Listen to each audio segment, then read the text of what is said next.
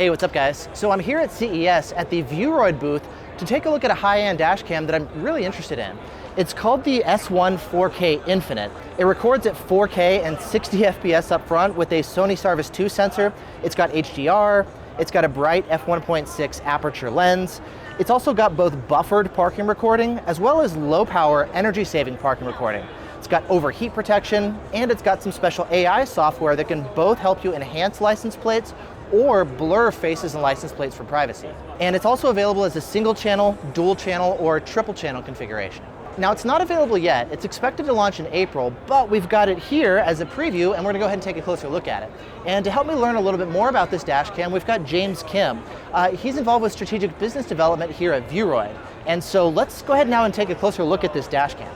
Sure, thank you. So starting off, I know you've got some really high-end specs, 4K, 60 FPS, Sarvis 2 here for the front dash cam. Yeah. I know a big focus for you guys is like the video quality, and you mentioned like a lot of the ISP tuning, the image tuning. Can you tell me a little bit more about that specifically?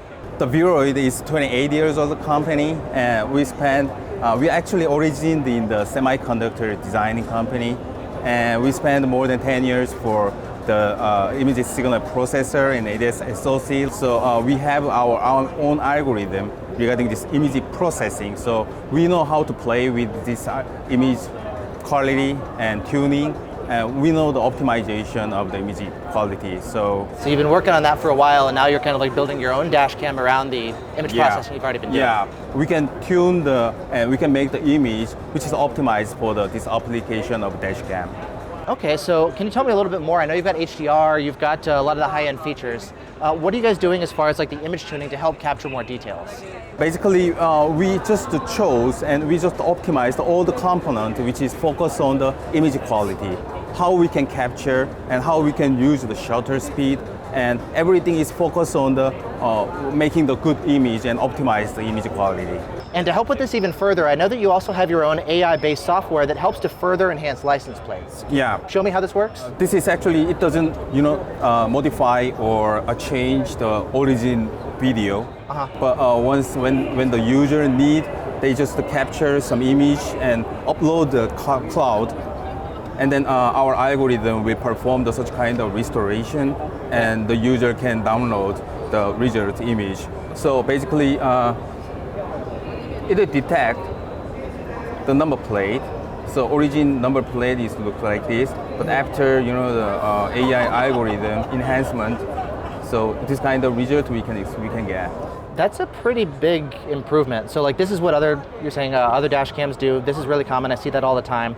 Exactly. This is how yours looks in this example. It looks pretty good. But then with the software, you enhance it and it makes it much clearer. Yes. That is the main purpose, but it's not magic, so it cannot just restore all the bad looking numbers. But here, at least the one or two, we can just catch and we can just offer this kind of information to the users. That is our purpose. I know these are kind of like maybe examples that you're showing off. How often is it able to do this, and when, like what situations would it struggle a little bit more? It depends on the origin, image. If it is too bad in the sense the visibility is too low, then definitely the result may not be really good. But at least we can get some thread or clue that, if there is no information about the origin image, then at least we can guess some numbers after restoration. Yeah, but either way, I mean, that's definitely a big improvement from like what's available in camera and then what's also done here using the AI software. Yeah. And then for privacy, I know you also have the ability to kind of do the opposite and start to blur a lot of this stuff too, right? So here you can see the plate is blurred. Okay, and you can choose if you want it to blur plates or faces and kind of customize the settings. We can do that. So here. Okay, so now it's visible. Yeah. So here you can see the people just passing by. Their face is blurred. Yep, right there. Yeah, okay. This is the privacy protection function. Yeah. That's pretty cool. So yeah, you can now blur people's faces or license plates automatically with AI. Exactly. That's convenient. And then the dashcam also has a number of different parking modes available as well, correct? Yes. What are the different modes that it offers for parking recording? Yeah, we have several parking modes. One is the motion, and one is by impact. Motion. And the other is time lapse. And there is another, the low power, the buffer, the saving mode. And then the motion detection and the impact detection, those are buffered. correct? Yeah. So it can record before the motion detector, Frontal, before so- the impact. Yeah, So you get exactly. before and after. Yeah, And then you also got the low power, like long-term parking recording, really low power draw, correct? exactly. How does that work and how much power does it draw? Basically, it uses the quick boot mode of the SoC. It gives the power to the G sensor. Only when there is impact, it will just wake up within a second. So it consumes only the 1 milliampere of the current. Okay, so yeah, it draws less than 1 milliamp of power, so really low power draw. Yes. And then it gives you the impact detection, non-buffered, because it's asleep. And then when it detects the impact, then it wakes up and begins recording. Yes, And there's no motion detection because it's otherwise asleep. exactly. But kind of the trade-off is you get the longer-term parking recording. Yeah, right. I like the fact that you've got both buffered parking recording, traditional recording, and you've got the low power Yes. parking recording. Yeah.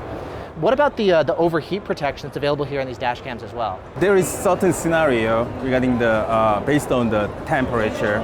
So if temperature is really high, and first stage we just turn off the LCD.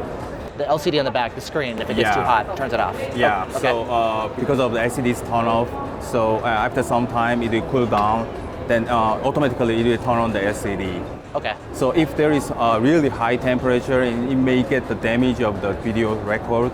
Okay. So in that case, it is just turn off for a while, and the power is, the temperatures go lower, then it will automatically turn off. And then I understand there's also a second level of the overheat protection as well, which is not just with the screen, but also with the recording.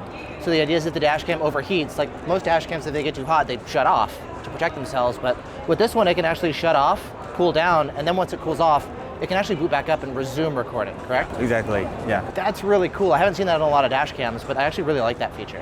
Yeah, Yeah. Is that for both driving and parking recording? both of them. For both of them. Yeah. And then the last thing I wanted to ask you about, this seems to be pretty unique to Vueroid. It's the file system that you're using. Tell me a little bit about your proprietary file system and how it works and some of the advantages that it offers. Yeah, we call this TFF, 3 free file system. So one is a fragmentation free, and one is a format free, and one is crash free. This is our patented file system. So this is a file system that something like pre-allocated file system. So when after formatting in our device, so this SD card will be allocated fully. So we don't need actually the super capacitor. So after you formatted, the card is basically full, not empty, because you've Yeah. allocated all the space in the Which card. is empty, but it's fully formatted. So you've kind of okay, you pre-allocated space on the card for the Exactly. videos. Yeah. Okay. It depends on the channel numbers, and but when the recorder starts, it just fill the pre-allocated files.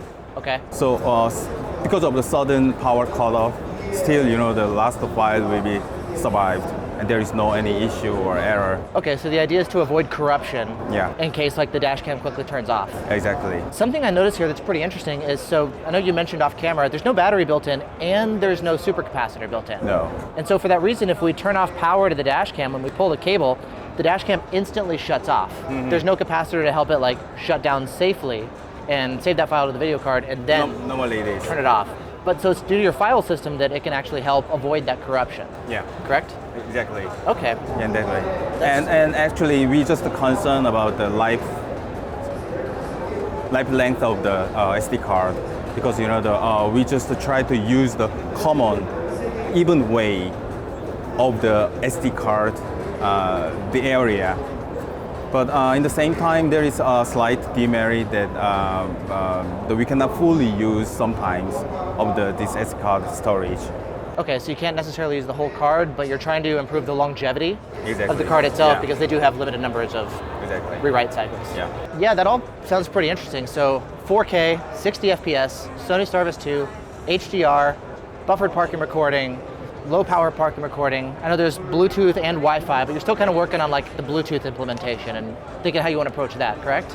Yeah, we didn't decide yet, but if we use the Bluetooth, then it will automatically, the connection, it will have the connection of the Wi-Fi, so give some convenience to the user that the connectivity of this app to Dashcam. But in the same time, we're considering just to use the conventional Wi-Fi way too. Okay.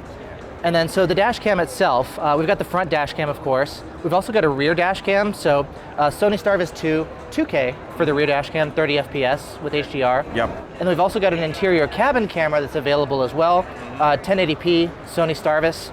And so if you want the 3-channel version, that's available as well. Yeah.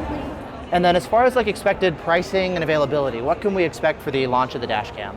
The retail price is middle of $300. For the 2-channel version? Yeah, 2-channel. But the street price must be less than $300 US. Okay. And then if you want to go for like the 3-channel version with the cabin camera, how much would that cost?